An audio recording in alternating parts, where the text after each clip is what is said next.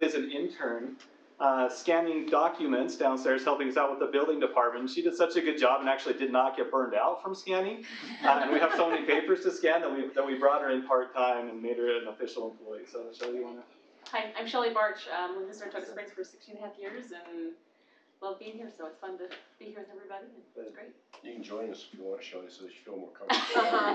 Well, I'm not quite dressed right though. Some of you know that she's a councilman for Saratoga Springs, so. Yeah. It's been fun to be here. But she'd rather work for Herriman. You saying she's a mole? She wouldn't say. Mike, we're going to introduce officially in the 7 o'clock meeting, but Mike is Malloy is our new city planner. Here, Herriman say that's why he's sitting at the table, and we're going to do something a little bit more official at 7. But and then you've got Wendy. Welcome, Mike. Thank you. Was it Wendy Thorpe? Yeah. Wendy Thorpe was promoted, so she has been an employee for us. Then she was promoted to be our deputy recorder, and we're going to do some of that also in the 7 o'clock. Right. We're going to do that in the meeting, general meeting. Yep. Okay. So thank you for being aware of people. That's great. Welcome, Thank Tyler you. and Bree. We're glad you're here. Thank you. You get to go home. Okay, item 2.2, we're going to have a presentation on the legal impact of the referendum on the ordinance that adopted the Herriman City General Plan, and so.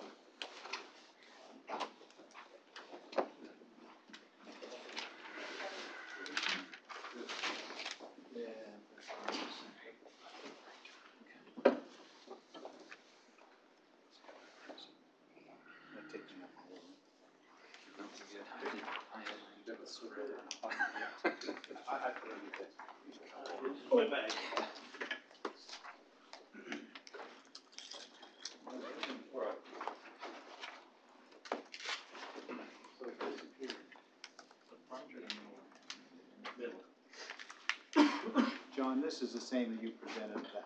Yeah, just got some updates because the group made me think. Okay, I'm going to step away. I got one. Can't want my email. I already saw it last Wednesday. Isn't it the same? No, it's not the same. There's some other stuff. Okay, I'll be right back. Okay, should I start? No? Let's hang tight till the mayor comes back so he can hear what we hear. Yeah, probably. So, dance or something? We don't know. But you're in charge now. So, you know what I can do? Oh, here it comes. I'll do it later. Okay. I don't want you waiting for me. Go ahead. Some of it's the same and you'll be disappointed because you came back. Some of it is new, so. Okay, so this Is this the legal- Amway stuff that you're going to do? Yeah. What do you want to do? So this is the legal impact of the referendum, so I've broken it down. Discussion of the referendum, discussion of general plan.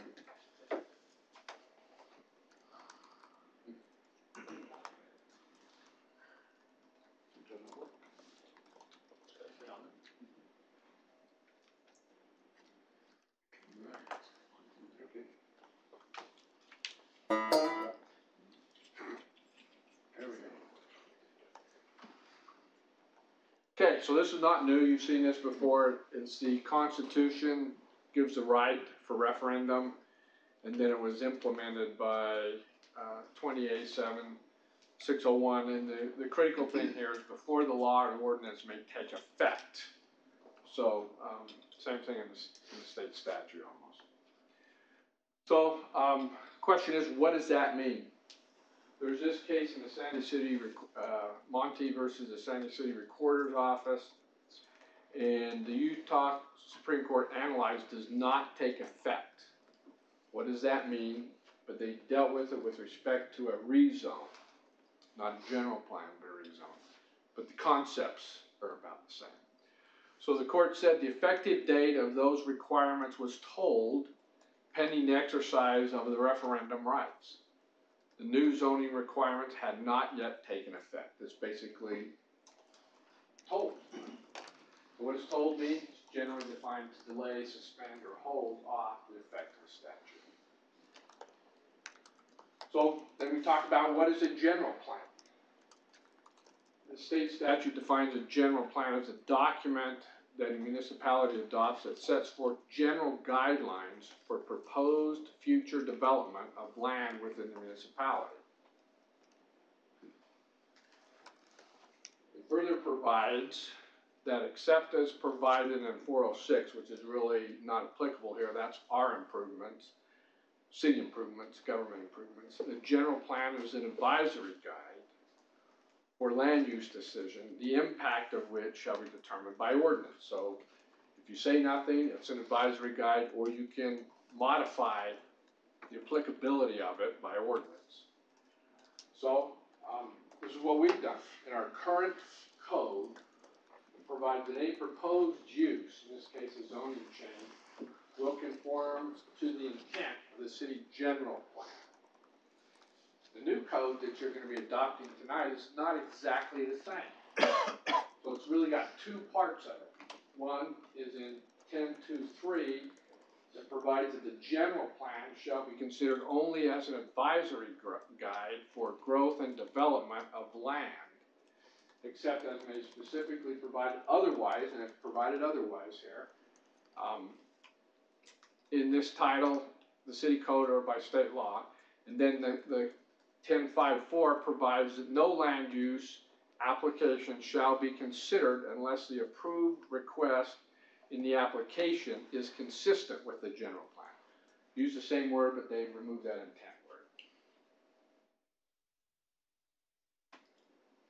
John, I don't know if it's appropriate. I received a couple of emails today with some concerns about the removal of the word intent, even though intent is in and of itself quite You can put vague. that back in. You can amend it and put it back in if you would like.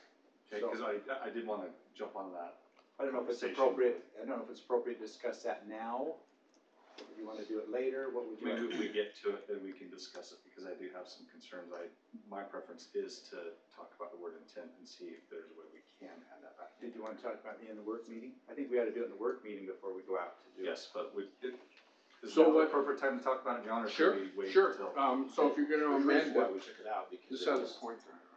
you know, yeah, too loose about what the intent means. Heard that loud and clear.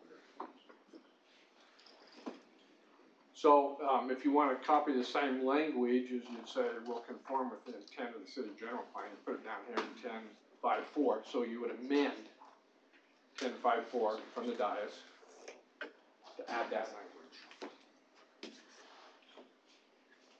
So really, I guess the verbiage too, we've got consistent in there.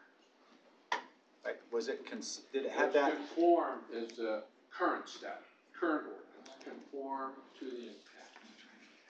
Our new language is it shall be considered unless the approval request is consistent. So it's consistent versus conform. They're both C words. Well, I guess I'm asking a legal perspective, what your feeling is in terms of not having intent in there versus having it. Does it make any difference in terms of giving greater guidelines and direction for development? And I don't know. I just need your opinion. I'd like to hear your opinion in terms of how would that impact it by leaving it out, or? Well, if you don't put that language in, I think the new plan is a little broader. It's at least be argued that it's a little broader. So it would allow more flexibility. Right. Right. Yeah. So, If you wanted to narrow that flexibility, you'd add some words in there. Right. okay, so why, instead of trying to reinvent the wheel on this, with what the terminology in the current ordinance says, any proposed use will conform to the intent of the city general plan, why don't we just keep that same verbiage instead of trying to mix up with consistent and? You could do that. Conform and all If you want to do that, to be my suggestion, and you could amend that, make a motion to amend it when it's in front of you, and then you get that 3 votes on that, it'll be changed. So with this question here, it says the new code shall be considered only as an advisory guide, and then 10.5.4 shall not be considered unless it's consistent. So are you suggesting that we would amend both of these to reflect? No, I think if you just amend 10.5.4, Okay, but my concern then is that. because it says except as otherwise provided, Where and this would is where it's otherwise provided. Right. Okay. Or if you My want to put a concern belt is just, suspenders consider on it, you only can say, as an advisory guide is a concern. So how does, I guess maybe that question then on the 10.2.3 is how does that wording differ On the 10.2.3? Right, so the first maybe, Well, it's I different don't know, work, it's a it's, previous slide where it talks about being an advisory guide. that's state statute.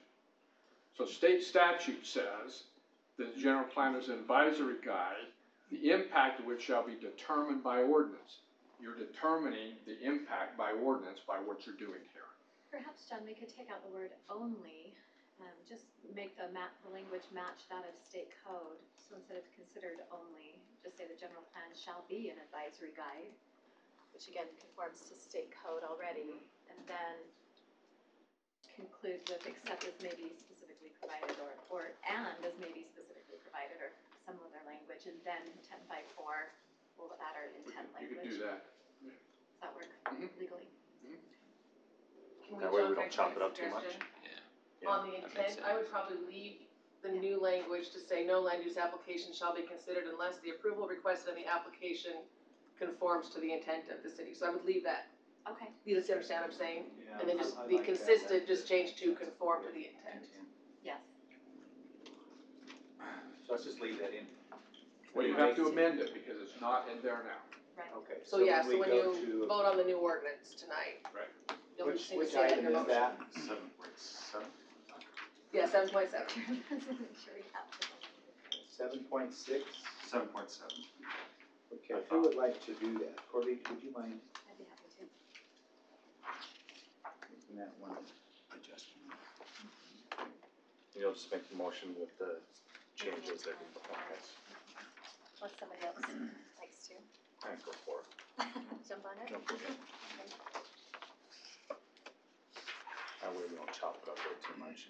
Okay, so this All right. will appear a couple more times as we get into my presentation. Okay. I'll try to figure out what it means. So the 2017 and 2014 plan basically has in there how you interpret it. So it's really 2014 plan, one that says it's not a binding legal document, and it should be generally consistent. So in the plan, it says that. In the 2017 plan, it says this. So that's another ramification or component of the impacts of the general plan. So then the question is, what's a general plan? Or there's some question about whether we can plan areas outside the city. And the statute specifically allows that. The plan may include areas outside the boundaries of the municipality, which we've done. There's a question whether the Danzy area or the 2014 plan should be applicable to the Danzy area. So that's what we're addressing now. So I'm going through concepts, and I'm going to try to bring it down into specifics later, into the Danzy plan, into the dynamic plan. So this question, so let me go back and explain this case for a second. So some parties wanted to challenge state statute that was passed by the state legislature, and they filed it late. So to understand exactly how the state legislature works, they pass it, and then the governor has a time period of whether he can veto it, or approve it, or let it pass without signature. But that's after. So the question, so they did not file 5 days after the state legislature enacted it, or canceled their session, or ended their session. But they waited. And their argument was, well, it wasn't law. Because the governor could veto it. So this is what the Supreme Court said. They challenged it on constitutionality. Additionally, we can discern no basis for perceiving an infringement of constitutional rights arising from the possibility that the sponsor's initial effort would be rendered moot by a veto that would have provided them with the same outcome they intended to seek through the referendum. Not exactly on point, but it's moot. There's no reason to vote.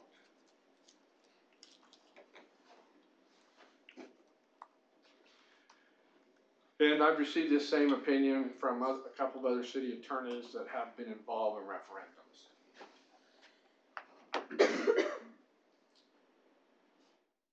So yesterday, the city recorder issued a certificate that the referendum was sufficient. Therefore, the 2017 plan does not take effect, it is suspended, and the 2014 plan is now applicable. So, down to the specifics. How does this apply to Danzig? So, the true name of it is the 2025 amended general plan and the 2025 original general plan, but for shorthand I've called it the 2017 and 2014 plan. Both of them included the Danzig area. The 2014 plan was adopted in July of 2014. The Danzig annexation occurred after the enactment of the 2014 plan in October of 2015. At the time the 2014 plan was adopted, the Danzig area was not within the city, but it was included in the 2014 plan. And the 2014 plan was not formally amended to include the Danzig area.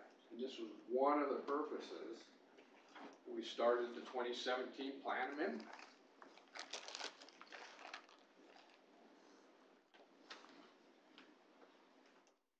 So if the ordinance adopting the 2017 plan is not taking effect, then the 2014 plan is in effect. Only the ordinance adopted, so that's my conclusion, is the 2014 plan. Quick example in Orem City, they had a referendum on a tax increase. So Orem was able to assess their property taxes from their previous assessments or their previous ordinances, but they couldn't do the new rates. Same concept. So they went back to the one that existed before the one that was told. So the resulting issues. Does the 2014 plan apply to the Danzig area? And if the 2014 plan applies to the Danzig area, then under current code, does the Danzig proposed plan conform with the intent of the 2014 plan? And of course, there's no answer to that question. There's no legal authority on the issue. So these are arguments. The area was included in the 2014 plan. Danzig was given a zoning designation. On annexation, they were given an A1 designation. Danzig made an application for a zone change. They paid the fee, and they would then argue that they're vested with the applicable rules, the rules that existed when they met those vesting requirements.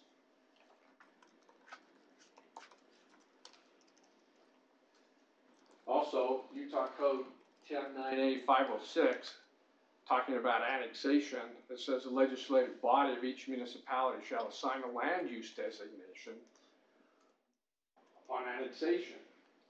And then the part that caught my attention, it says if, I'll just finish it, at the time the territory is annexed, if the legislative body fails to assign a land use zone at the time the territory is annexed, all land uses within the annexed territory shall be compatible with surrounding uses within the municipality. So, by analogy, the only requirement for an annexation area to have a land use is a zoning designation. There's no mention of a general plan. It's not specifically on point, but it's helpful. In the opposite argument, the area was not in the city when the 2014 plan was adopted, and the city was in the process of amending the 2014 plan to include the Danzig area. Therefore, by definition, the Danzig plan cannot conform to the intent of the 2014 plan because the Danzig plan was not included in the 2014 plan. Arguably, plain reading of the general plan. is a little potential problem here, so you guys plug your ears now. They are challenging our annexation, and that's been stayed, but our argument we're making, broad brushes, no, you're in the city. It would be somewhat inconsistent to argue that they're not part of the plan.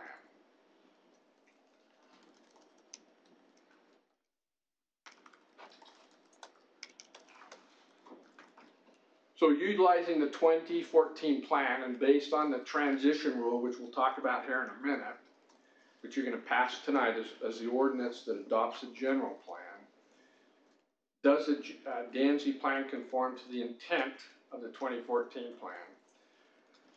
They're not precise words. You've seen these before. Does it conform with the intent?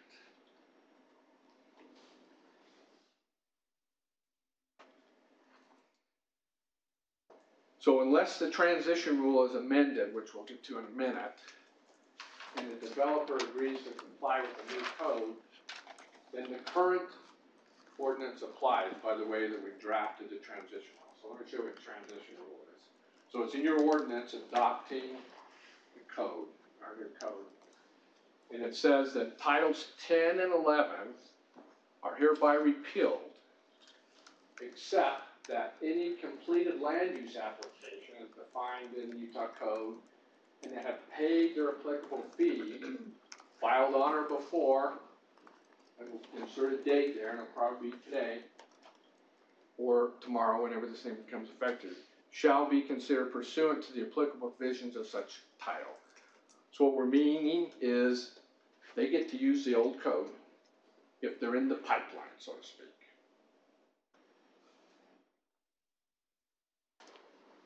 What would the effect be of changing that?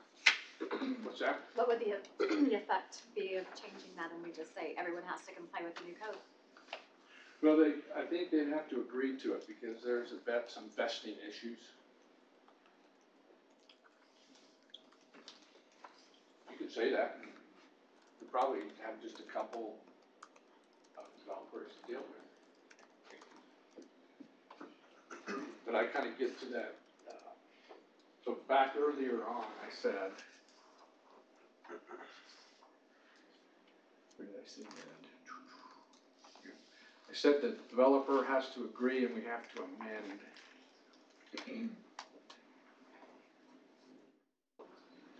Okay, unless the transition rule is amended, we can change the date on that. And the developer agrees, then the new code, with the new code, then the current ordinance applies. So if you want to do that, you're going to have to amend the ordinance and then see if the developer would agree. Because he has some vested rights in those rules that exist on the date he vests. And I don't think there's much of an argument that they vest. They have vested.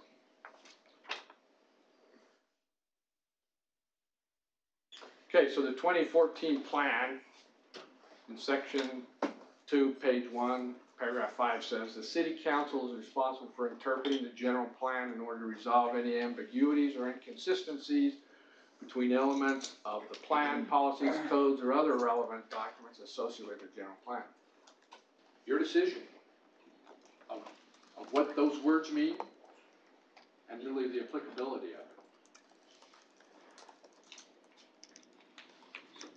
That's really not on for a decision tonight. But I'm just bringing you up to speed.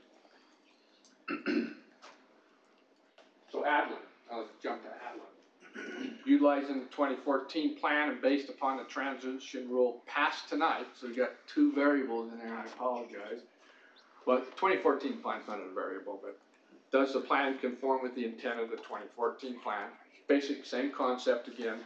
Does it conform with the intent, as we mentioned earlier? You get to decide. Transition rule, I'm just coming back around, same language. So utilizing the 2014 plan and the new code, the 2014 plan is an advisory guide, and the use has to be consistent with the 2014 plan. Okay, now there's a new concept here.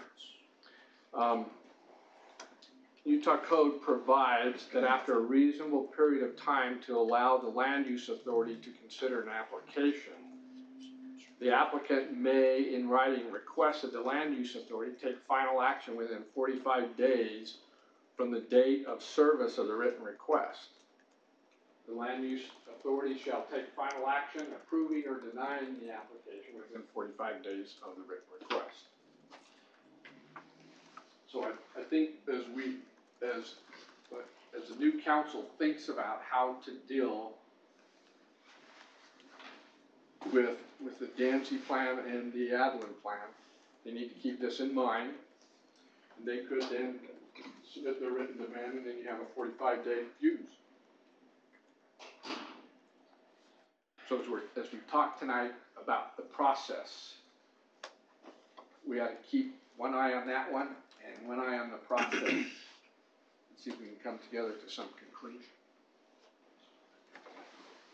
So council needs to make a decision on a Danzy and Adlin plan within a reasonable time. But of course not tonight, it's not on the agenda. Just the process is on it. But if you think through the process, you got to think about that time period. Okay. That was a whole load of stuff. Any questions? So the 45 days has to be decided upon the council is what you're saying, or was that just planning and zoning? They submitted the letter to the planning commission, and the commission satisfied that requirement. Now they could then submit it to the city council. They have not done that yet. Say, which could be good or bad for them, if they wanna force a decision and the decision's no. Right? Yeah, you can say no. Which we, Just give us a decision is basically what it says. Right. But they have not filed that, and it has to be after a reasonable time to consider it. So there's all sorts of arguments back and forth. But that's, as I'm saying, you gotta keep one eye here and one eye there, and not go across it.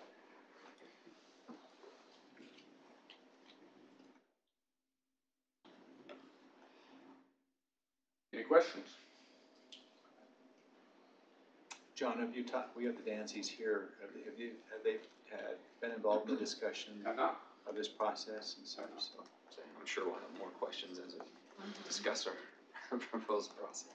Yeah, as you discuss the process, there may be more questions that come up.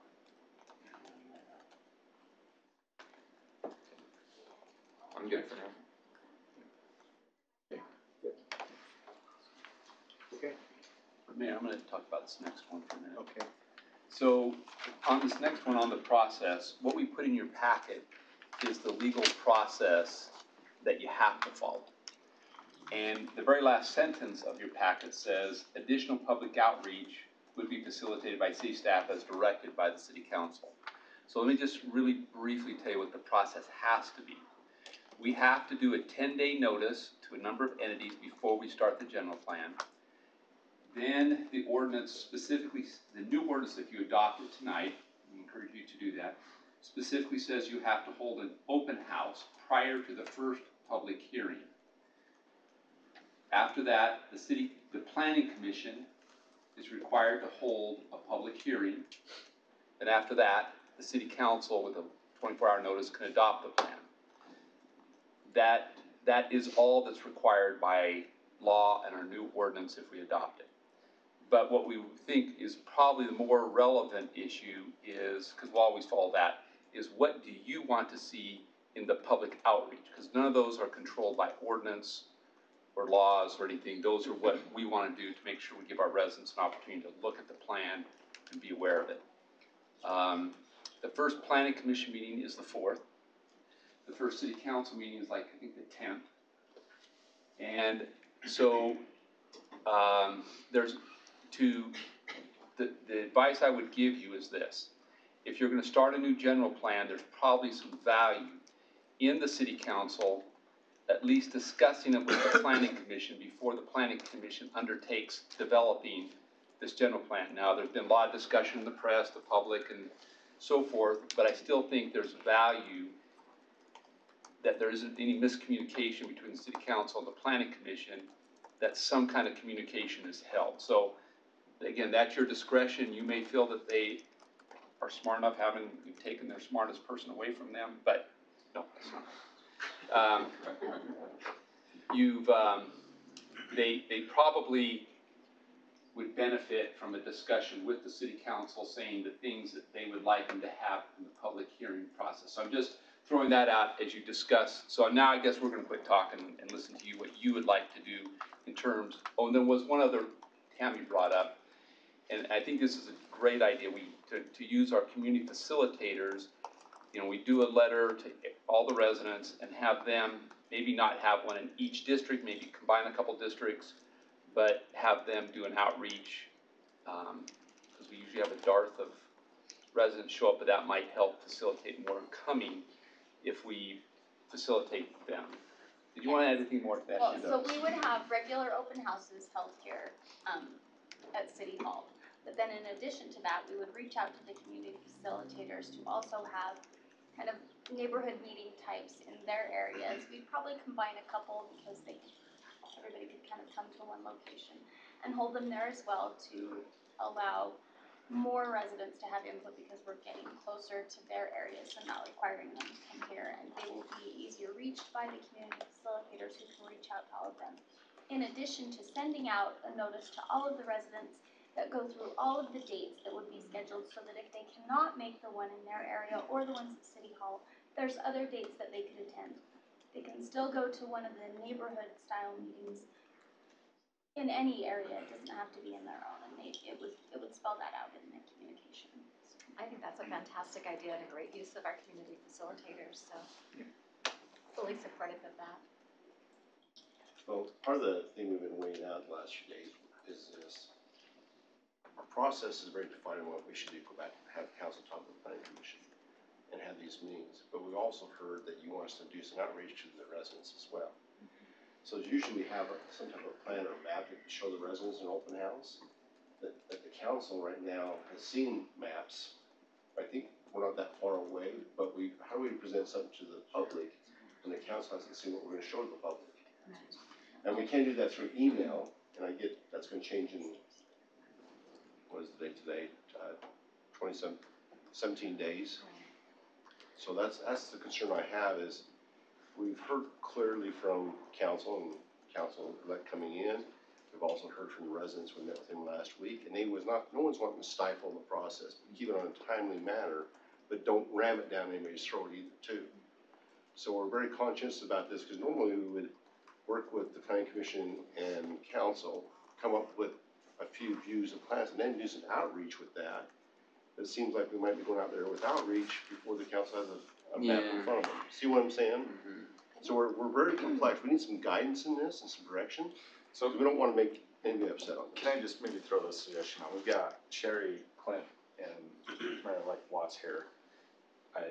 I would be okay if they can maybe chime in on this discussion, since it's gonna be. Yeah, I don't feel comfortable really making that I decision. don't wanna make the decision for them, because they're the ones that are gonna be going through the And January 10th, we've already scheduled that we're gonna review the process again, because they will be sworn in office at that point. That's part of my thought is I would see it being of great benefit for the new council and mayor to meet with the planning commission and have a discussion about the process and all of the outreach meetings and the timelines of when they perceive they ought to come up with drafts and circulate those with the public, or in what order. So I think, in my opinion, I think we ought to just table that and let them take that up, but do suggest strongly that they meet as a joint body to work on that together. Yeah, you see what was, this is just a weird place to be in, because we heard her direction last work meeting, and here we are trying to put a process together that you probably really don't want to approve until the new council comes, let them approve it. So, Well, I felt like we had to have a discussion. since they're here, maybe And we get can them give them think an about opportunity to things. chime in, right? That's fine. I just had a thought too, they could come together, as Corley suggested, maybe the 3rd or so of January or something prior to the planning commission meeting. Right. And come together and try to formulate some ideas before planning commission meeting on the 4th. What I'm hoping is we can find, Brad, I'm hoping that we can find a day that for new council and planning commission to meet early in the month. I know dates are tough, and we have you just sent out the proposed dates for the visioning meeting. I would think we want to do this before that, well before that. that scenario was weighing out too. I mean, that's a big important meeting. We'll hear from the council coming in about where the supervision of Herriman going forward. But some of these things we'd like to get moving to hear what you've told us and directed us to, and even the elected council, they said, don't stifle things. So Nicole's not here, but I'll say, yes, I don't know what your availability is, but I'll say I'm willing to make time that first week of January or the week of the 15th. I know that Monday's a holiday, but. In the second, they're getting sworn in, and they'll be with their family. It's a celebration for them. So the third probably does work if we can make that work. It's a Wednesday night. I'm good with that. And who is it? Okay, that nods in a weird way. Let me ask one other question. One of the things that technically is supposed to happen is a 10-day notice to a bunch of people before we start the general plan. And so generally that's directed by the city council. So if you tell us to do that, we'll send out the notice to start the general plan process. And so We just post a notice of intent that means we're gonna start we have a talking notice of about it, intent we have to so. send So I out. need the current council to give me that nod, but I also want to look back and see if I can get other nods as well. So we would want to do that in the next few days, I got five and because if we're going to try to have a meeting in that first week, we have to have it published in December. Yes. I'm supportive of that. I would ask that you circle back with the other planning commission members and make sure the dates Yeah, are that's for good them. to that. And then if there is an adjustment needed, I would support We'll any reach out to adjustment them. needed in date to comply with the 10-day disclosure notice. So we got one date now, January 2nd. Third. I wasn't paying attention. You're wrong there. So just to be clear, so like the referendum group, we said we would include them in our planning processes, so I'm assuming we would invite them to that. It's up to me, but we'll send out an invite back to Lisa so she can spread the word. And so, again, just to be clear, this 10-day noticing, so they know what to communicate, tell me again what that means. So if we're gonna meet the 3rd. All we're sending is, this isn't telling out to the broader public, like your public service agencies and all those kinds of things, that we have an intent to start a general plan. This is done in code. So we always follow that, but now we're asking, we'll make the call to them, and that's just a phone call. I don't think they wanna see this letter. It's more of a technical thing that really, if they wanna see the letter, we don't care. I think it's more just, I'm Once we asking call just them. communication Yeah. purposes, so they know I exactly wrote it what's down. But happening. let me just reiterate too, though, that discussion will be the council and the planning commission at that point, and then it can filter out to other public Right. interest groups. But around the table is the elected officials and the planning commission, should be in that planning process. And to Robert's rules of law, it would mean if there is consent at the table to ask someone to come to the table and speak, they can. Right. Okay, so January 3rd, pending planning commissioner saying they can be there. I propose like 5 in the morning. Work for good. I'm good with anything. I know, right? So that will be the new date that we're gonna do the plan January process. 3rd sounds great. So it sounds like we'll just have one thing on the agenda, and it's gonna be discussing what the plan should be going towards and its schedule. And We're that's, working on a concept of general plan, we can start. that's what pushing I'm out hearing, I to just wanna the- make sure I was hearing. Start pushing. Then out we'll to the put community. 12 other things on there, No, you We won't won't have have to to do worry. that. we'll keep those other things off. Well, those council people won't be sworn in that day, right? So- They'll be sworn in. Well, second. On the second, okay, that's the day. So we'll have a. So you do have to live. sworn on it. So one thing that I would, Funny. my preference would actually to get the message out and make it clear that, because I know some dialogue that I've had with residents, they're expecting this referendum to go to a vote, but we have to message that because of the condition that was put in place, that they need to understand that it's not going to go to a vote at this point, that it's gonna actually start a whole new process. That's a good point, we need to make that clear, So- especially for the So, audience. do you want us to Maybe put a watch. letter We out actually to talked everybody, about or- this in length a week ago as well, as one of our concerns about when get that message out and making sure it's clear to everybody. And I know Lisa and them are gonna help us with that, with our communications department, to get that word out about what that really means. And because, and you'll kind of do that tonight, Yeah, they did ask for council to note that tonight during the general meeting. And then we'll They start wanted monitoring. that statement made. So That they've got their signatures, is sufficient. we will also put it in the newsletter in January. We're working on an article for the newsletter in January, but that won't go out until mid-January, so this meeting will have already taken place if it happens. So that's what I'm asking, from what Craig's comment, are we looking at putting out another mailer out before the second, before the third, so the public hears what we're doing? Or is it just gonna be the Facebook outreach? You're gonna have to message it probably, well, not everybody reads their newsletters, not everybody reads Facebook, so I mean, it's gonna be hit and miss anyway. If we're doing our due diligence on messaging, at least getting that out there where the different groups can maybe forward it on and do whatever, but there needs to be a clear understanding of there is no MDA put in place, so it goes back to the 2014 plan anyway, so there is, the terminology moved. So there is no vote, so they need to have a clear understanding of that. We need to really over-communicate. Okay, Tammy, over-communicate. Well, let me just see, maybe to also add to that, so there's no confusion as well, as development will continue to go forward under the umbrella of the 2014, is that? Well, yeah, cause I mean, Because that's what I it just hate is. to have someone sign up and just say, Yeah, it's hey, not a that moratorium. killed Yeah, it's not a development. moratorium on building. So I'd encourage us to make that community, so that there's, again, no misunderstanding, because some may have felt like, hey. Those would be good points to include, Tammy, to clarify, because I mean, even just with the referendum itself, a lot of people, I think they're assuming that due to the referendum, there's a moratorium on all building in the city.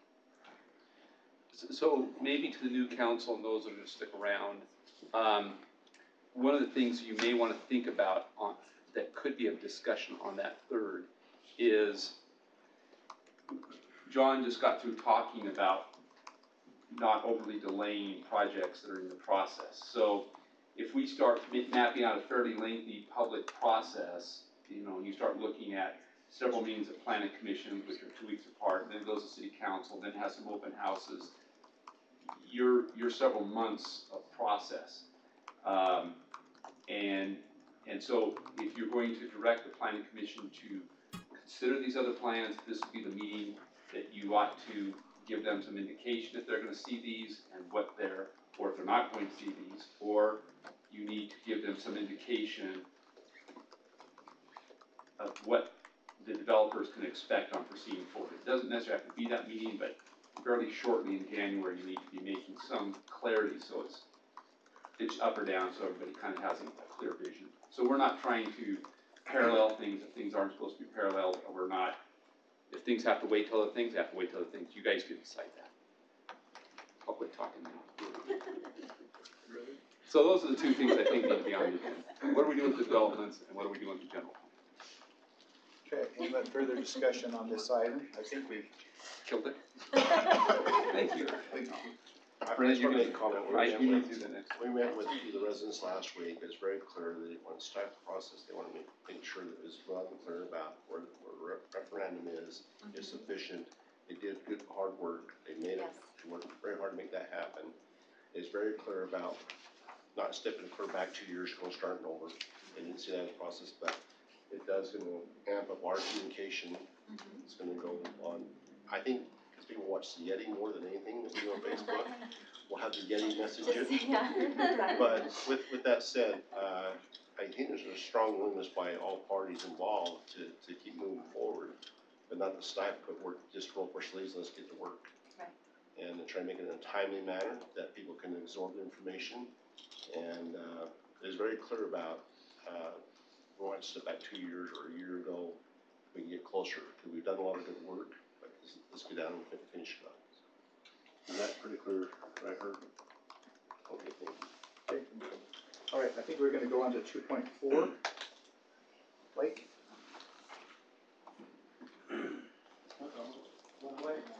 Yeah. Okay, so we studied a few areas and then following up with the Providence Can I Hospital. do a little entry into this? Because the council that's in office right now had a lot of concerns with some of this traffic problem we've been having. And that's why why I pushed Blake. Sorry, it's gonna be a lengthy meeting tonight, but we wanna make sure you get this report in front of you, because you've been asking questions for months in these areas, so that's why we pushed it tonight. So thanks, Collecting Mike. data with our new radar counters, and we got all sorts of good stuff to share. We had Providence Hall, we hired Hales Engineering to do the study. It was a discussion a couple months ago. They came back with the study, I went through it, evaluated some of the things, and we'll give a synopsis on that. Silvercrest is kind of a newer issue that came up with some things. I got a map that we'll talk through on some things on that. And then 6000 West, we've got some data that will help out with some of the things we've been doing out there. So, first one, Providence Hall. We watched the video a little while ago. I think Jonathan was here and presented it. We saw the double right-hand turns off of Mountain View, traffic backing up, all sorts of dangerous issues. We had UDOT partner with us to pay for a traffic study to kind of go back and evaluate what can be done. So, some things to keep in mind are the Palisade Rose Drive route to get to the school, the intersection of Juniper Crest, which Palisade Rose turns into Juniper Crest and Rose Crest, and this intersection right here, Highfield and Rose Crest. Those are some key parts of some of the recommendations that we get into. So we have option one talked about turning all the entrances into the schools into right-ins, right-out. They basically already are. It's just signing them more. The police have had a tough time enforcing up there because when people don't follow the rules, pull them over, it creates a bigger issue with the traffic congestion, and it's just kind of a mess. So this option, we'll get into it, but it's basically paint signs. It's not very heavy-handed, and it may or may not work. The second option is turning this into a one-way road from Highfield Drive out. And this would require some improvements on the intersection so that people wouldn't try to come into this, probably a pork chop island. And as we zoom out in a little bit here, it would require some islands down further so we don't end up with some backing on the Mountain View corridor at Crest Road. And then option three is putting in some medians it's a little bit more heavy-handed. It's similar to option one, but making it more heavy-handed. You put the medians in so people can't turn left out of those parking lots. Blake, on that one way, where would be the coming in? We'll get into that in a second. I can show the route. That was the Palisade Rose route I kind of pointed out. We'd want them to come in that way. So then the option three would be the islands again, and then some signs, and this would, we'll get into this a little bit more, but this is just an overview of these options. Which I commend our engineering come back to that option, but everyone know the past history on that. When high school came in, it actually was recommendation back then of an island in, they didn't want to put expense in it. They striped it, it's been failed ever since. And the traffic study they did said, if you don't do islands, when backing starts onto Mountain View, come back and do another study. So that's where we're at. And so here's the option number one, turning them into right-in, right-outs. It kind of shows the traffic route. I did go up and saw when the problems were occurring last time, they were building on an addition. And so they had this entrance closed and they had everybody pulling into here for the junior high. And they would come in, drop off, and come out. So it was a really small queue and it was causing some additional problems. But now they've got that one closed, everyone comes up to here, the queue's longer, but also the problem that creates is people try to drop off on the street because they don't want to pull in and go through the line. So we're still having people backing onto Mountain View and dropping off on Mountain View. And then for the high school, this would encourage people to come similar to the one-way route that we're going to talk about, coming in this direction and coming through and going out that direction. And then we'd have to, have to remove that center turn lane. Right now it's shown as being available for left-hand turns. And like I said, some signing and striping. So this option, I'll give you a table that evaluates everything here in the end. This one's pretty light though, and I don't think this will accomplish really what we're looking for. This is the one-way option. It's kind of far-reaching. So our hopes would be that people coming off of Mountain View going southbound would come off on Palisade Road. This is a collector road with no houses fronting it, so they can come up. We'll be putting a signal in here in 2019. It's when it's scheduled as part of the opening of the new elementary school and high school. And then they would continue up this road, take a left onto Patriot Ridge, and down and drop off at either school.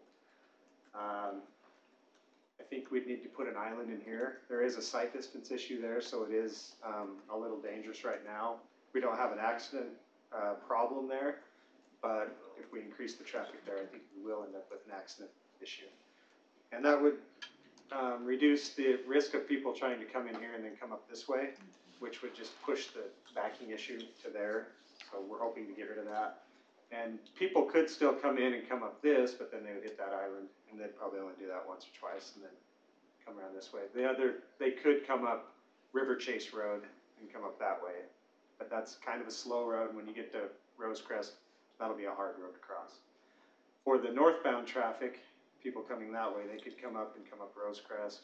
So they could come up this road or come up River Chase, so Highfield or River Chase.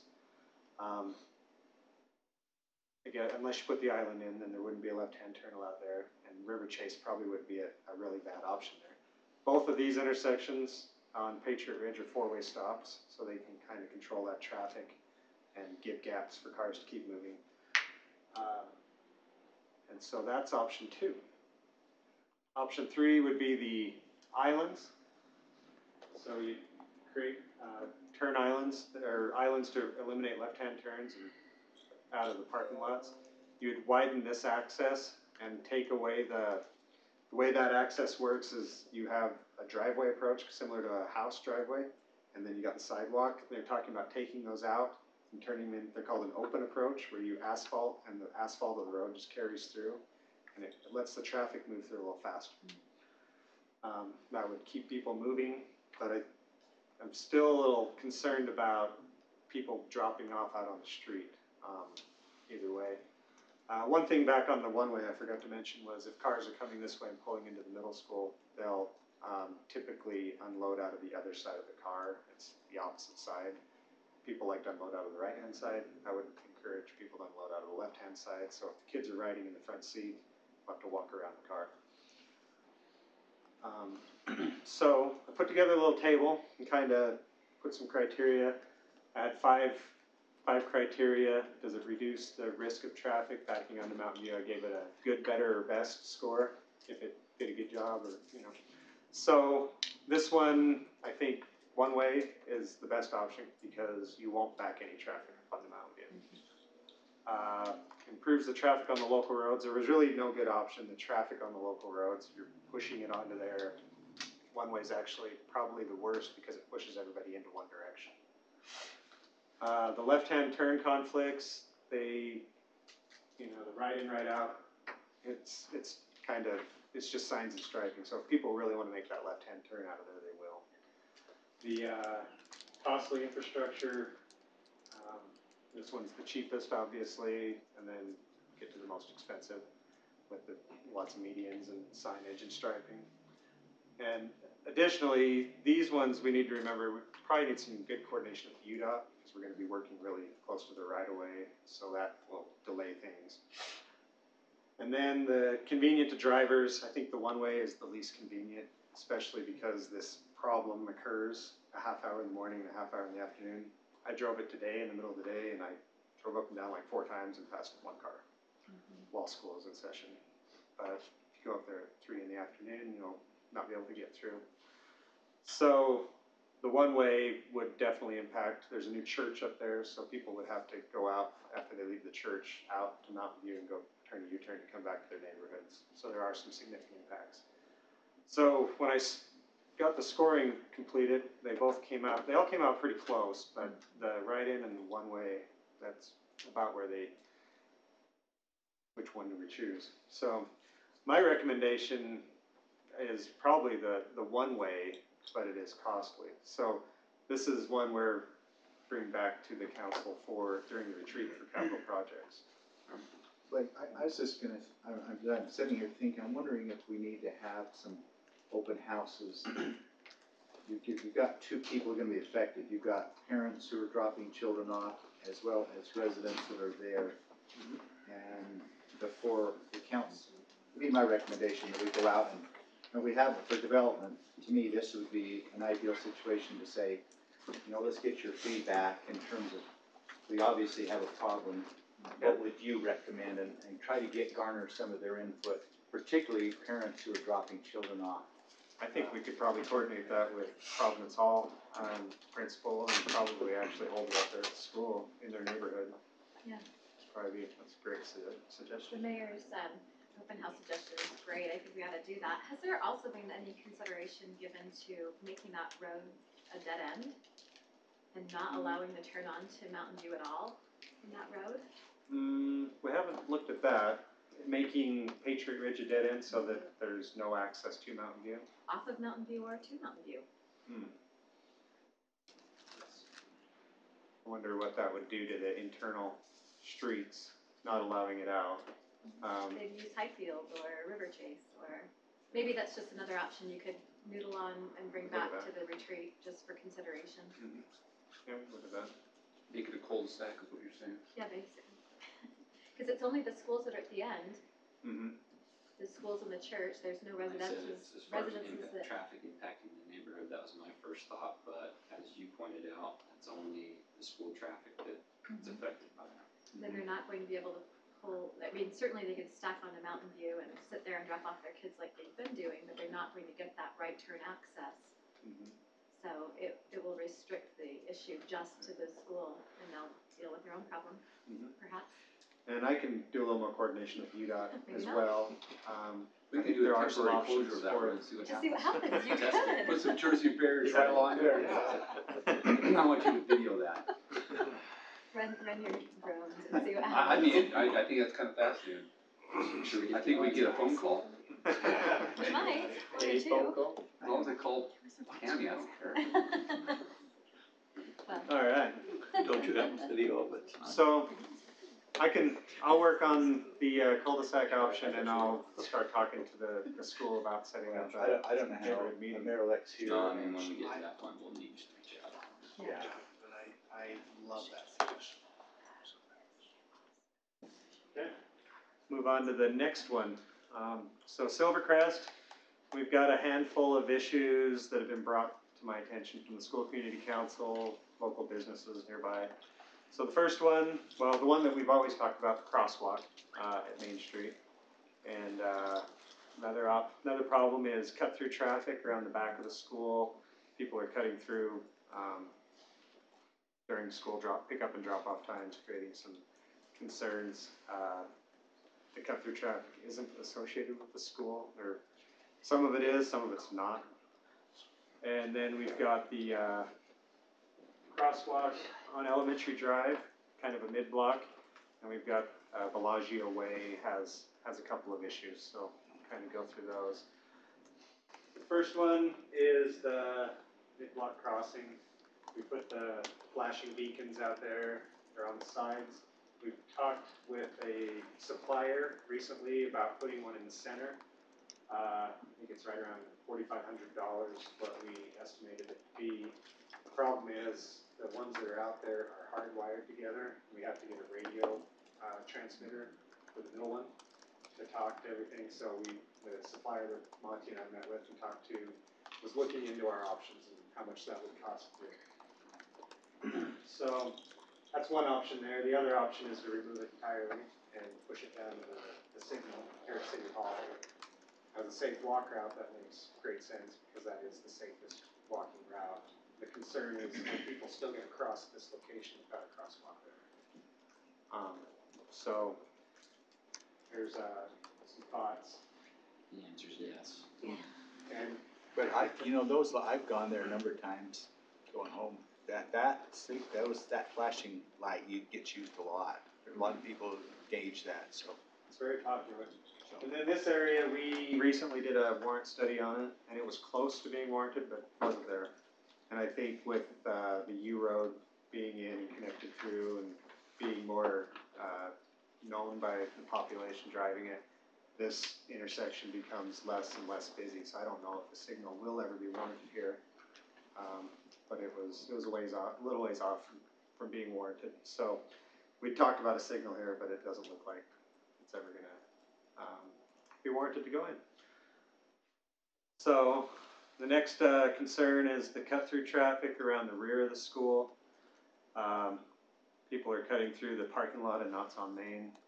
I had a few drone videos taken of this site and saw that happening. It was kind of funny. The garbage truck pulled in to get the garbage and blocked the thing. So it's when the crossing guard comes out here, people driving will see the cars start to stack and they'll cut through here and then they'll cut through around the backside of Knott's. But the garbage truck was there, so they'd come in and they'd stop and then they'd come around, come this way and do whatever they're doing. It's fun to watch. Fun to see traffic pattern. We had a few thoughts with this one on putting, coordinating with the county to put a gate that comes across here and across here that would be in place during pickup and drop off times, that the school would have to go out and put a chain across or something, or close the gate and then open it during the rest of the day so that the rec center could actually get the traffic through that it needs to. That would push people to come in this way, come down, and then go up this way. So you'd still access the rec center, it just would eliminate this cut through, make it inconvenient. And then there were discussions about modifying the median so that we wouldn't allow left-hand turns into there. Everybody would have to right-hand turn. So that would be not good for the business aspect of it, but it would increase safety. So we'll revisit all these options here at the end, but just wanted to keep going through our problem areas. So the north side of the school, we've got the crosswalk at this location, which actually I think has 2 crossing guards at it right now. And then we have a crossing that comes across this driveway, which has been, the people pulling into the rec center, the cut-through traffic, I guess there's been some close calls because they're not used to seeing, there's no crossing guard there and the kids are crossing the sidewalk. And it's a concern that it's heavily used and not watched out for by the traffic. So, first one here, we talked about turning this into a 3-way stop. There's already a curb cut right here, so we wouldn't need to install an ADA ramp. It'd be an extra stop sign and some paint. And pushing this crossing guard down to here and removing that crosswalk so these people cross here. And then there's another crosswalk right here on 5600 West that there's already a crossing guard there. So we just take the 2 crossing guards there, leave one here to cross this and push this one over here. So there would be no additional crossing guards, just some new signs. Let's see, so the recommendations talked about putting the new 3rd light in the median and keeping the crosswalk there. I know UPD is kind of not on board with that option. They'd rather. Which we're at? That would be the Main Street, right there. All right. That would be putting the new flasher in the center median, so you'd have 3 lights, and they'd all flash when someone pushed the button. Right now we only have them on the sides, let's put one in the center. You're saying that the UPD's not on board with that? They don't like the crosswalk. Not entirely. One of our concerns here, we put two crossing guards there. There's a lot of urban clutter. It's on a corner, it's a mid-block crossings, all those things that make it very dangerous. So we went to a double crossing, but even at that, it's still unsafe for the crossing guards, mostly because they become traffic control devices. So you'll see in some of the videos, as soon as they step out to cross traffic, cars take all those opportunities to start turning left or going across the intersection. It becomes very crazy. So really, in my estimation, the safest way is to push it down and make that a continued border of the middle island. But it is dangerous for the crossing guards. You're talking about the traffic coming out of like the rec center library that they'll go straight across. I've been stopped and they'll start cutting across to get. Is that what you're talking about? Yeah, and it's while we're crossing kids. And I'm a little bit concerned that even one more flashing light in the middle would cause drivers to not watch. They're more interested in all the flashing going on and blowing through one of the crossing guards. Is there any way we could do even right there a right turn only? And then we could force them down to go to the light on the east side. And if you lived up, you gotta go to light and go through the. That's the continuing the median. That's Continue the basically continue the median. And the downside that we all talked about is, of course, that affects knots on Main for cars turning in left. But when the city manager and I were over there I don't know if you were with us, we talked to some of the pedestrian traffic, their moms, and they said the biggest issue is that left-hand turn right there. And they said they'd almost been hit with their. Yeah, first we try to stand back and just watch, so you couldn't see us that well. And then we actually, when it ended, we actually walked and talked to a few of the parents crossing the kids and got a good earful, which is good. It's a scary crossing because it has all those things that add up to a tragedy. And we've had one fatality, in my estimation, due to a lot of urban clutter further east. And it's a dangerous area for sure. So, and controlled intersections are always the best, of course. So, that's that location. This location, we talked about putting the gates in. I think the council was agreeable. I could approach the county and see if they were all right with that. It's really up to the county. It's their property. If they do see a problem with the cut-through traffic, I didn't see a huge problem in the days that we shot the video, but some of the people that talked to me said it is a problem. It's a concern to them. So. And that's cutting through by the library and. Yeah, so the traffic Knots will on Main. cut through here and come to the rec center, or actually come through here, and how will they cut through all these locations and just come up and come through here and go out? So who's to say that the county would say, we'll just keep it chained or locked 24/7? Because, I mean, it just kind of seems like if they go out there during those times, it'll be kind of inconvenient, and they just may say, well, That's let's what keep it he's saying, chained locked. they have to coordinate with the school, The school would have to run the gates. I don't see the county being agreeable to putting gates in and having to man them. So the school would be agreeable to operate the gates on the county side of things, and the don't county know. would be okay with that. We don't know. I don't know. I'd have to. I'd tell you, talk to them. have that conversation and see if they're willing to. Blake and I've watched this. There's not a lot of volume, but it's fast. Cars are fast right there. Yeah. We had one at 50 on that back road. You get. Are there any that are turning down by the light, down by the east, and then going through and up around? Does that make sense? They're doing that too. They're Yeah. coming out of this neighborhood instead of coming up around this way. They're cutting through here and going down to the light. In the morning, it's pretty cute. Because that would be okay, wouldn't it, for them to use the signal and come on that easterly end, and go through? That would be safe, wouldn't it? If they came down across the front here, where there's crosswalks and stuff, and come out, that'd be fine, I think. Well, they could even go straight through, They could up come on that straight easterly end, Blake. over by the signal over there. Right, and then go through the eastern part of the Mhm. parking lot. Yeah, the biggest concern were the kids crossing at this location, and the cars dropping off back here, and kids running across this area. We want to just kind of slow that traffic down. Well, the other area I've noticed too, they're picking them up. There's several cars lined up on the road, turning to go in, and they're just lined up, Mhm. which has a potential hazard too. Potential. Turn in, so. Generally, this school has pretty good traffic pattern. It's got 3 parking lots, which is, I think, ideal for school layouts. There's a lot of cars that drop off back here, and it works really well.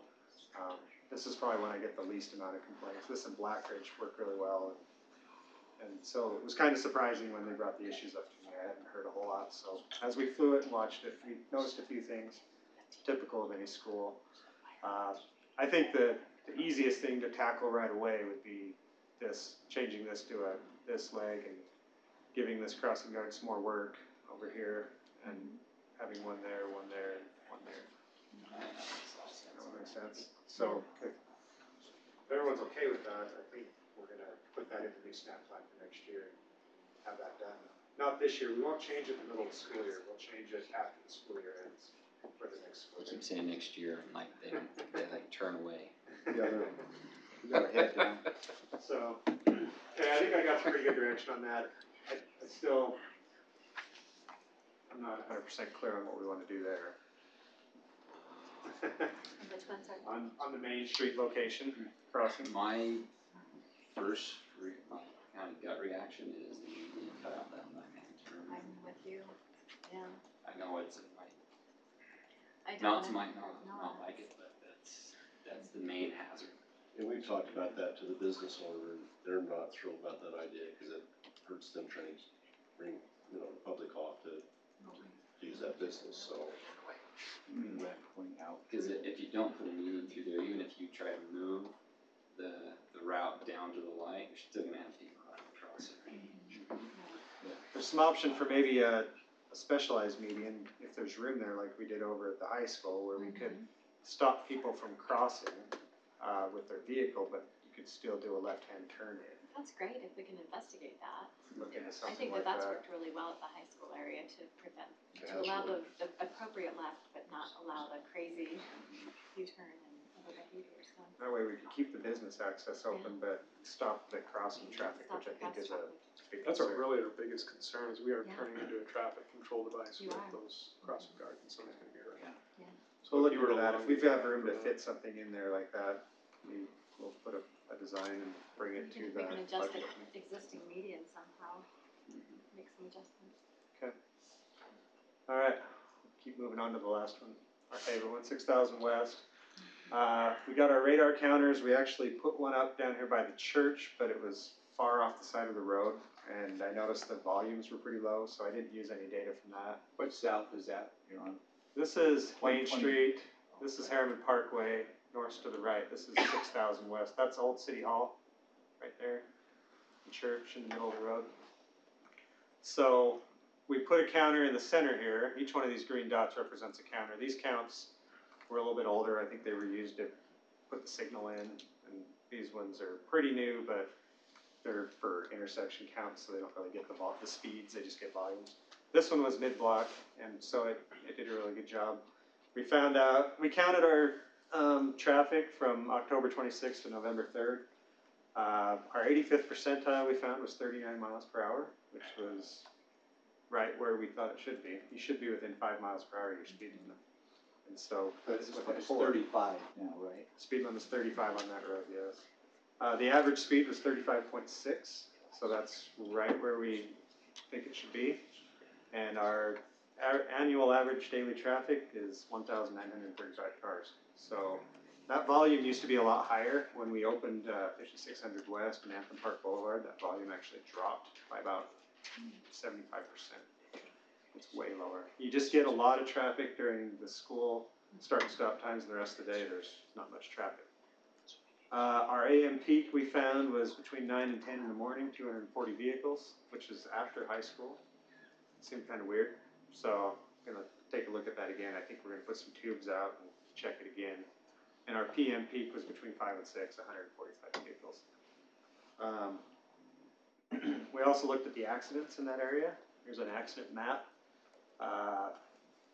We had one fatality back in 2006. I think it was a contractor crossing the road. Yeah, out the in part on the Roswell. west side going to the church in construction, and Dean looked, cause he actually got kind of, says between two cars, one going north, one going south. So one hit him, bouncing around the lane, and another car hit him going the other direction. He just didn't pay attention. Other than that, the road is, it has a lot of accidents, but they're kind of fender benders. It's high school kids going 10 miles an hour, reaching down to look at their phone or something is what it looks like to me. And there's a lot of two-car vehicles with no injuries, so it's fender benders. Yeah, you see that 43 of them are two vehicles. 11 of them multiple, guy behind the guy wasn't paying attention either. And then the single vehicles, we only have 5 of those. So, you know, that's a car running into something on the side of the road or something. And not really a lot of that. If you look at more of the traffic data, we do have the occasional speeder. This is kind of our problems that I'm seeing from all the data. October 31st, almost 1 a.m., we had somebody doing 63 miles per hour. I wasn't going that fast. We think it was UPD. And we think it was UFO. We actually we actually had a counter out here in front of City Hall for a couple of weeks, and we had someone at 3 in the morning doing 73 down this road. City Hall. Oh, wow. So there's really no way to stop that. It's gonna happen, and I mean, UPD can try to be there, but if you're not watching the thing 24 hours a day, it's hard to stop that. We see this happening in the AM hours though. We had a November 3rd, someone doing 62. Other than that, the speeds were all, not that impressive. Our new counters break things down by day, so it breaks out what percentage of the total counts are speeders. And it always surprised me when I saw it because it was like always above 50% the same. But that's because it's counting people going 1 or 2 miles per hour over the speed limit as a speeder. So it also gives you the average speed of all those speeders, and you can see the average speed's right around 38 miles an hour. So I don't know if you could eat tickets for 3 miles per hour over, but I doubt you do. So really, most people are driving right in that range, and then you get the occasional person. How many tickets, do you have an idea in that area, how many tickets we've issued for speeding? No, not specifically, you can get it. In fact, we're gonna try and do an overlay for future with the GPS system and the counters and include that kind of data in it, the enforcement. I think that would be good. So that we could go through those layers and just see exactly what's happening. And then, like I said before, we just have a high percentage of young drivers. So we've got a little bit higher accident rate on this road than we do. I looked at 118th South and Herriman Parkway. Actually, Herriman Parkway has a higher accident rate than this road. But I think it's because it's the higher speed.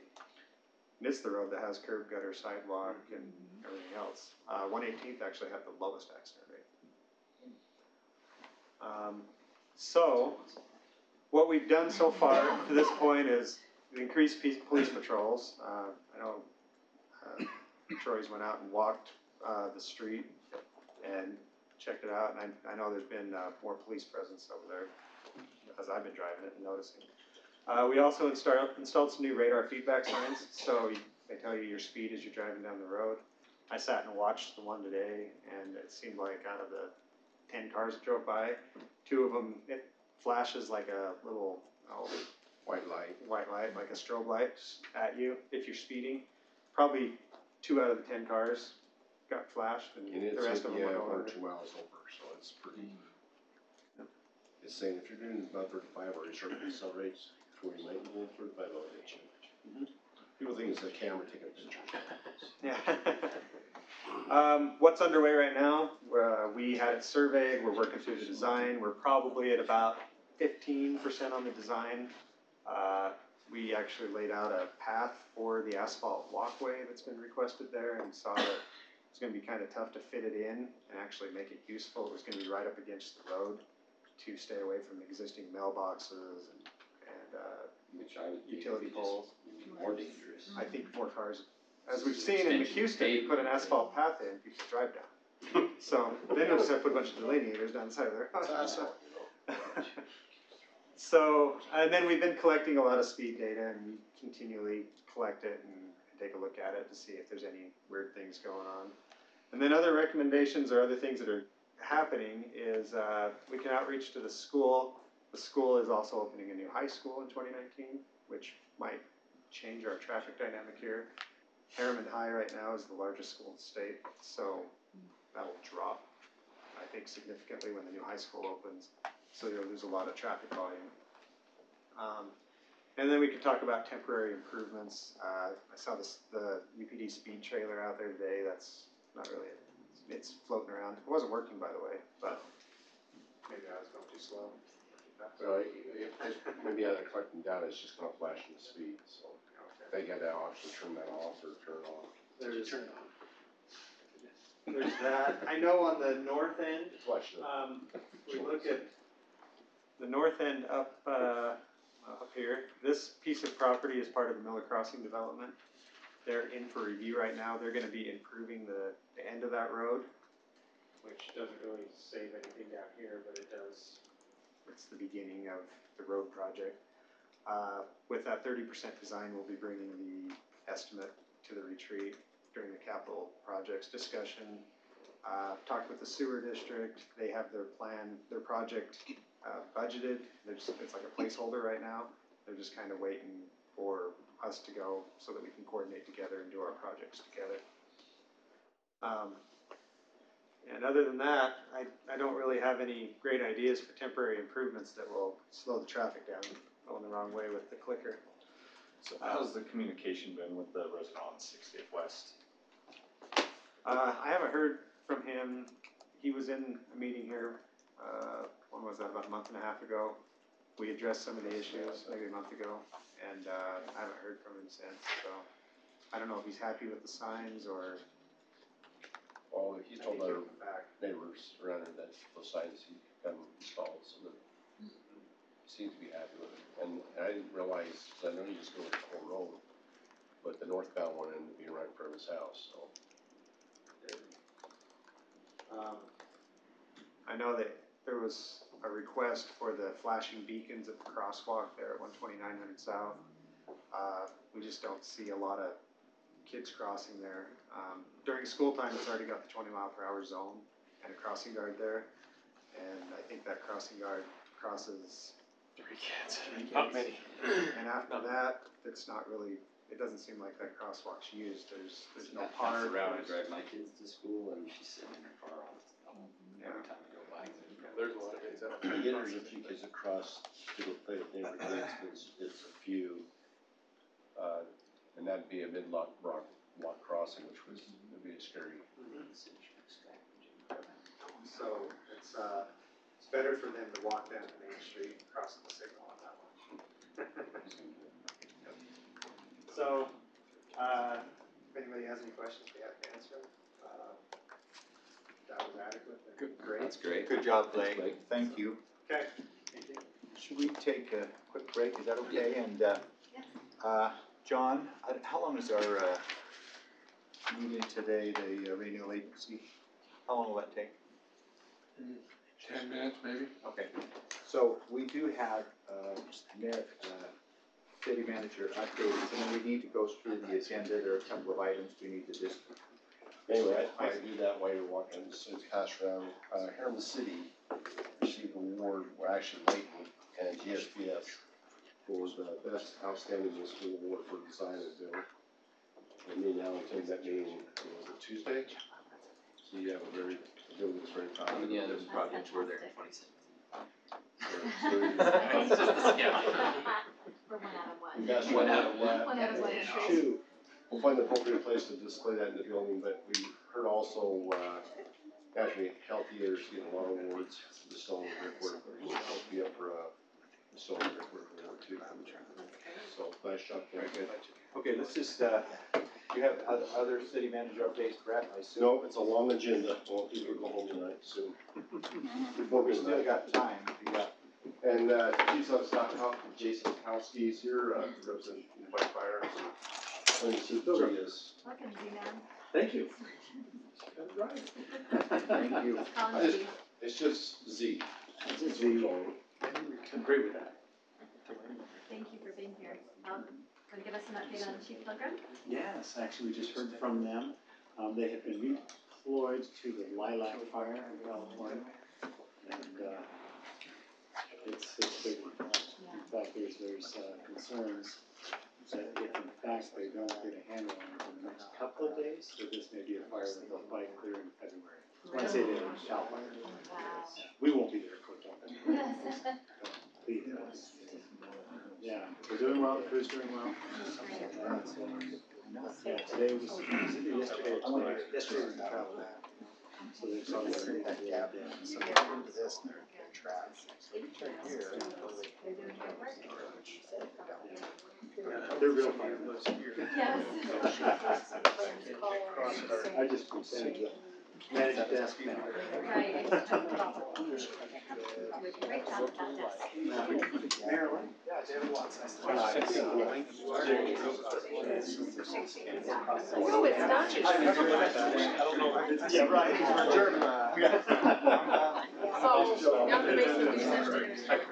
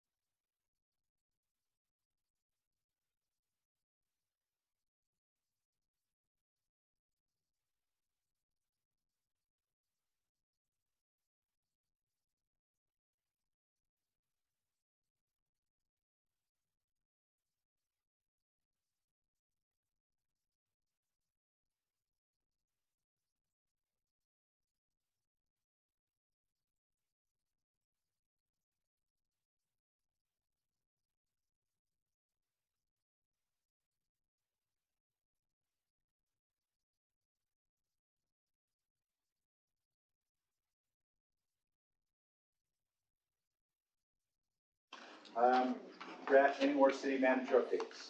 None there. Zero? Okay, let's quickly go over, if you don't mind, our agenda. There's a number of things. First of all, we'll go into our new agency meeting and do that in just a few minutes. One of the items that has been suggested that we continue is the appointing of planning commission members. We will continue that and put that in the hands of our new city council, if that's okay with everyone? Yes. Okay. Any questions on, we've got a massive consent agenda. The minutes, any question on the annual meeting schedule? Has that been approved by the new council? Are you guys okay with that? If we approve that tonight? No, because we can always amend it, I don't think we have any major issues with Okay, it. so we'll move forward. Any questions on any of those items? I think they're pretty straightforward. The planning commission policies and procedures, I think that's just come back to us. Is that the one we sent down and then it's come back? I wanted just to chat with you real quickly too on item 7.5, the low density ag zone. Staff has recommended that we continue that. There's some questions in terms of how that will interface with the 2014 plan. I'd like to recommend we follow the direction of staff and continue. Is that okay? Yes, with everyone? To remand it back to the planning commission? Is it No, to go just- back to the planning or just? Go to the city council. I just continue it. Continue it. What's the? So the issue is. What is planning's recommendation? It's not compatible with the 2014 plan, because the 2014 plan allows you to go to a 3-use acre. This zone only allows you to go to 2.4, so that creates a gap, and then when you change all the tables, we'd like to make sure. And we looked at it, like, can we just change the number, but then it doesn't work, because none of the bonus points work, and none of it adds up, right? And so, both you this probably- one, the low density zone and the 8.25 probably should be continued, and then go to the next council. If they want to remand it back, they can with the general plan, or What's Would the you like other us one to did you just say? remand it back indefinitely with no date until after the general plan's been updated? That way at least it comes back. Yeah, because honestly, I mean, we can approve it to comply with the 2014 plan, but if in 3 months or 4 months we have another general plan, that just, we have and to this just may change be it part of back. your discussion So on we're the gonna send it third back to the with the planning I commission. think we planning ought to send commission, it or back do we to the just planning commission With no date and they can until bring it general back. plan something, so Right. just in your motion, so I would do it on the low density and the 8.25, I think, Crowley, because you'll take care of that. on those two, on the 8.25 as well, because I think they just need to stay together. Okay, any other questions on any of the other items that are on for possible action?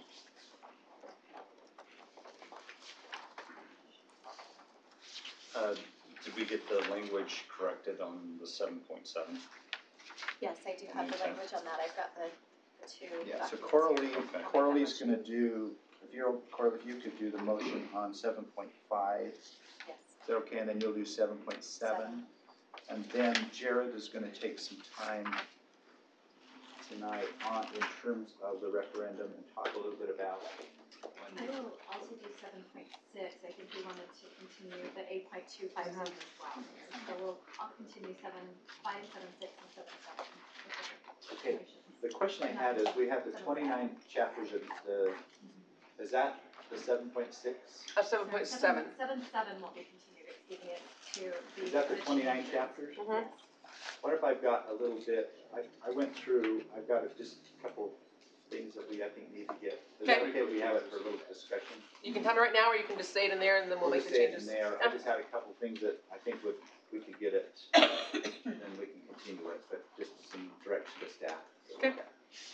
So I think, Mayor, would it be better for me to piggyback my comments about the mootness point when Jackie talks about the results of the referendum? You mean on the 4.1? Yeah, 4.1. Yeah, I just think we talked about the public, Yeah.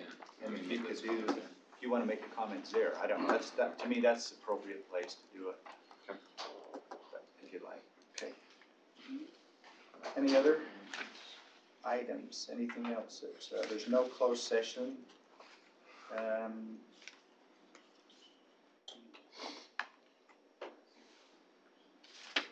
didn't have any other questions.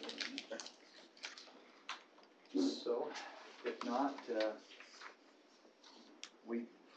any present council members have any agenda items they want to put on for further discussion on this in January?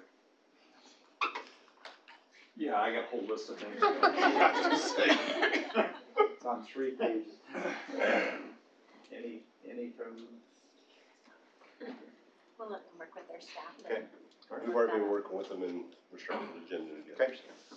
All right, with that being said, then I'll accept a motion to adjourn to our council meeting. So moved. Second. All in favor, say aye. Aye. Thank you, everyone.